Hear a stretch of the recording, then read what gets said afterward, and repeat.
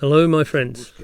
I'm St Petersburg artist Roman Shustrov, creator of the St Petersburg Angel in the Izmailovsky Garden. I want to talk to you about the world's plight and the drama that is happening to entire humankind and about the future that awaits us. We're certainly going to survive this virus, this crisis. We will walk outside on the streets of our hometown with a different understanding of how we should live. Artist, sculptor and art doll maker Roman Shustrov fell victim to this pandemic. Doctors at the Mariinsky Hospital fought for his life, but the treacherous virus won.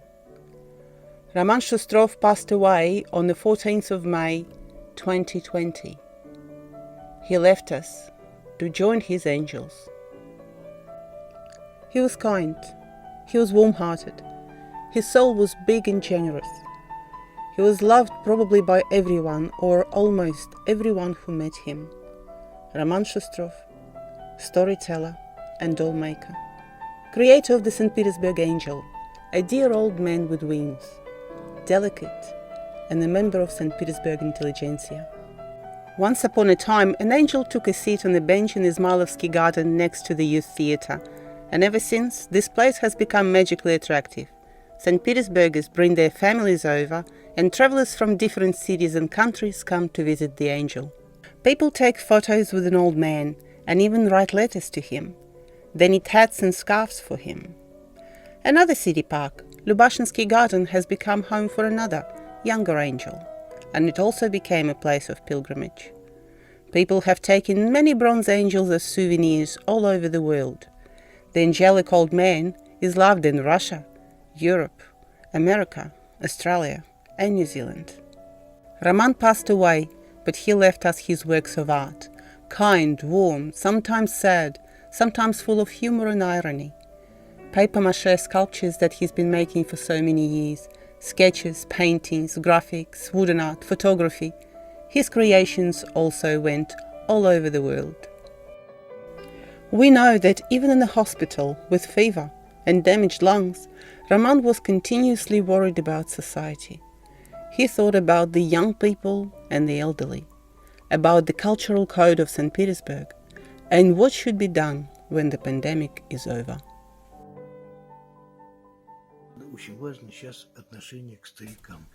The way we treat our elderly is very important, especially now.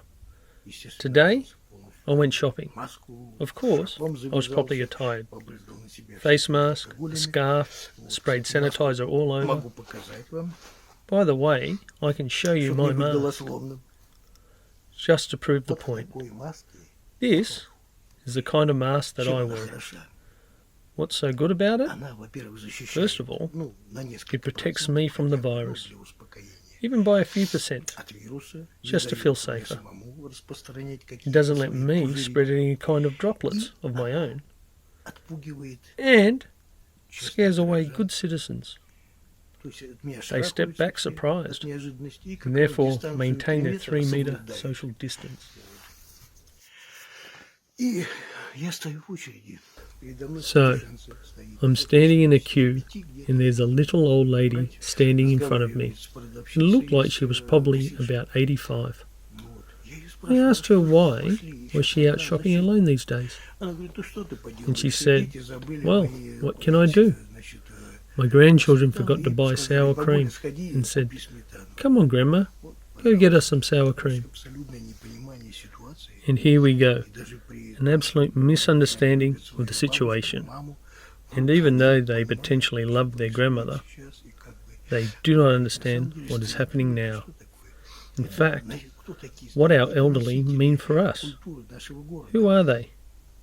They are the bearers of our city's culture. They pass the baton of urban culture from the older generation to the new, younger generation. Roman was very respectful of the elderly. If he saw an old lady with heavy bags, he always offered help. He tried to offer moral support and knew exactly how to relate to people.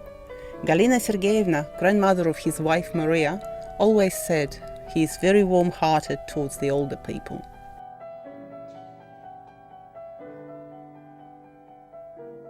Roman Shustrov's cultural code portrays the elderly of Petersburg as bearers of an urban culture specific to the city.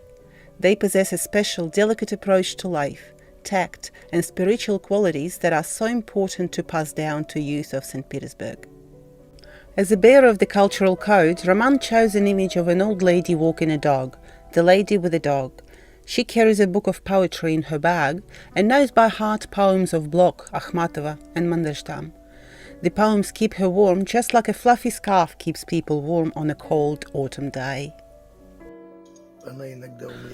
Sometimes, the lady with the dog appears out of nowhere and walks past as a silent silhouette, reminding me of my childhood and time spent in Tavrichesky Park. Roman was convinced that neither the economy or society can exist without culture. He talked of a humanitarian disaster.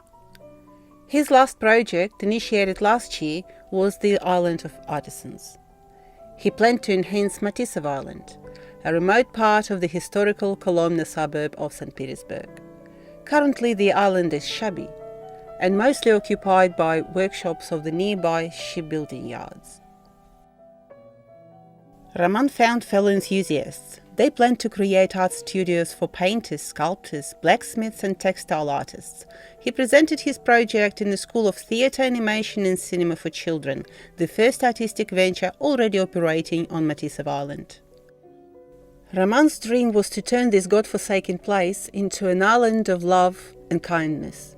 Small sculptures would bring life to the banks of the Pryashka River, and a symbol of Peter the Great's era, a sculpture of the windmill of the Finnish miller Matthias, who gave his name to the island, was destined to be erected on a big abandoned section. I'd like to invite all my friends to join me and think, what could you possibly offer to reclaim our cultural heritage so we can become a community again and move forward all together. All the best, everyone. I wish you all good health and...